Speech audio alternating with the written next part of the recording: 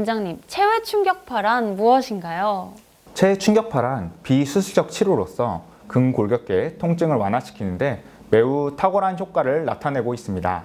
이 충격파는 음파의 일종으로 충격파를 몸 안쪽으로 넣어주면 매우 짧은 시간에 높은 양압에 이르고 그 후 압력이 떨어져 음압으로 변형되는 특징이 있습니다. 이러한 양압시기와 음압시기 모두 치료와 영향을 주지만 특히 음압시기에는 무수한 미세 방울들이 형성하는데 이것들이 조직에 치료적으로 유리한 변화를 유도하게 됩니다. 아, 그런가요? 원래 체외 충격파는 주로 요로결석 등 돌을 깨는 데 주로 사용이 되던 장비가 아닌가요? 네, 맞습니다. 체외 충격파는 요로결석, 신장결석 등과 같은 석회질과 돌을 수술 없이 충격파로 분쇄해 소변으로 배출되도록 하는 시술이었습니다. 이것이 근골격계 질환을 치료하는 데 사용되면서 그 활용성이 다양해지고 있는데요. 근골격계 체외 충격파 치료는 쇠석술의 10분의 1 정도의 에너지로 신생혈관을 생성을 유도하는 등의 재생의 역할을 하는 것으로 차이가 있습니다. 이제 체외 충격파에 대해 구체적으로 알아보려고 합니다. 우선 충격파의 종류에는 어떤 것들이 있나요? 충격파를 생성하는 방식에 따라 크게 두 종류가 있습니다. 집중형 체외 충격파는 통증 부위에 집중적으로 충격파를 전달하여 국소적인 통증을 치료합니다. 그 종류로는 첫 번째, 물을 이용해 물속에서 전기적 스파크를 일으켜 발생하는 전기 수압 방식이 있습니다. 두 번째, 세라믹 소자에 고주파를 가하여 발생시키는 압전기 방식이 있습니다. 세 번째, 전기적 충격이 금속 성막을 움직일 때 발생되는 정자기 방식이 있습니다. 이는 충격파를 생성하는 방식의 차이일 뿐 효과적인 측면에 있어서는 큰 차이점이 있지는 않습니다. 이 집중형 체외 충격파와 방사형 체외 충격파는 어떤 점이 다른 건가요? 첫 번째로는 치료 원리의 차이가 있습니다. 집중형은 충격파에 의해 발생되는 미세 방울들에 의해서 세포 내에 물리화학적 변화를 일으켜서 치료를 하며 방사형은 조직에 진동을 발생시키며 이 진동은 미세 순환의 개선과 대사작용의 증가를 유도하여 치료하게 됩니다. 두 번째로는 치료 깊이와 에너지 크기의 차이가 있습니다.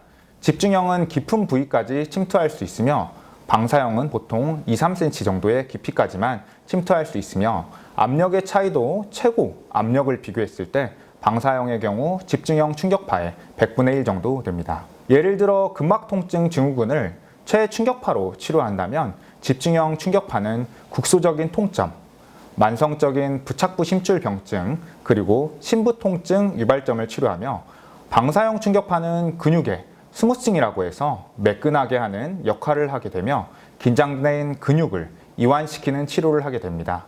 이 두 종류 모두 유의한 결과를 나타내는데요. 집중형 충격파로 분해된 세포 및 연부 조직들을 방사형 충격파를 통해 긴장을 풀어줌으로써 효과를 볼 수 있습니다. 그렇다면 보통 환자들이 제일 궁금해하는 이 체외 충격파의 치료 원리는 어떤 건가요? 첫 번째로 체외 충격파는 쇠석술과 마찬가지로 통점이 발생한 부위에 집중적으로 충격파를 발생시켜 치료하는 것입니다.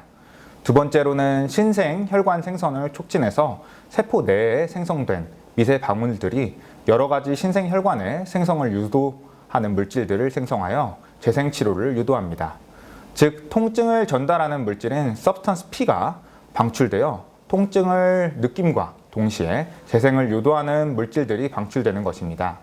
세 번째로는 화학적 변화가 있는 인대, 근육 등 손상 부위의 림프 조직이 활성화되고 조직 잔해물이 제거됩니다. 세포의 투과성이 증가되고 산화질소가 방출되어 혈관 확장 및 항염 효과를 나타냅니다.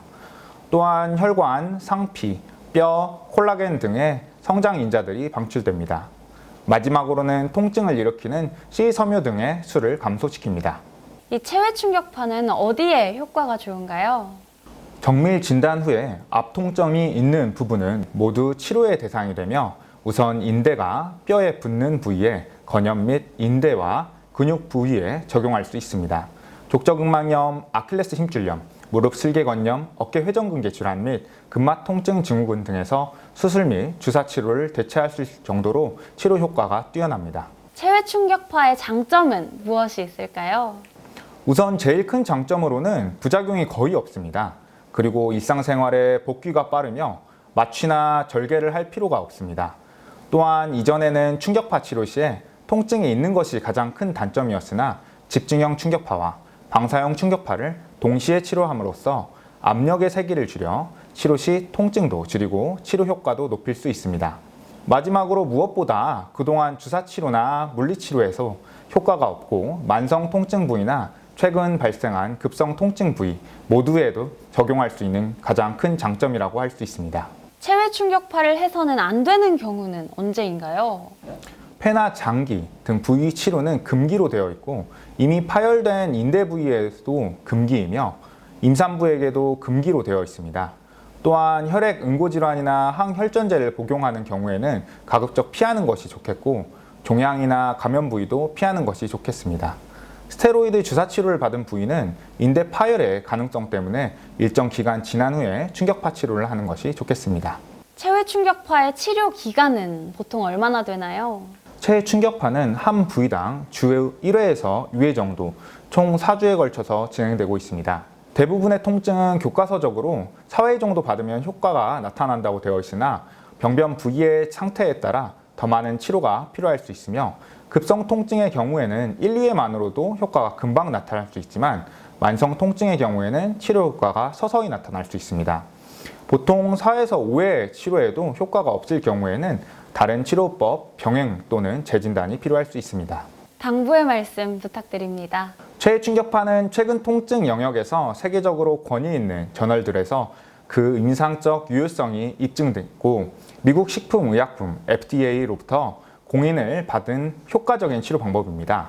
모든 통증을 체외 충격파로 해결할 수는 없지만 정확한 진단 후에 시행될 경우에는 체외 충격파 단독으로 또는 다른 치료법과 병행 시에는 급성 및 만성 통증으로부터 해방될 수 있는 좋은 치료입니다. 마지막으로 충격파에 대한 경험이 많은 전문의의 치료를 받으시고 또한 충격파 기계에 또 꼭 FDA 승인이 된 좋은 충격파 기계를 사용하는 병원에서 치료를 받으시는 것이 좋은 결과를 가져올 수 있습니다. 빠른 시기에 치료 시에 더 효과적일 수 있으며 치료 시기를 놓치는 경우 완성화되어 치료도 어렵고 환자분의 고통도 커질 수 있습니다. 현재 통증이 있다면 바로 해결하시는 것이 좋습니다. 네, 오늘은 이인규 원장님과 함께 체외 충격파에 대해 알아봤습니다. 원장님 감사합니다. 감사합니다.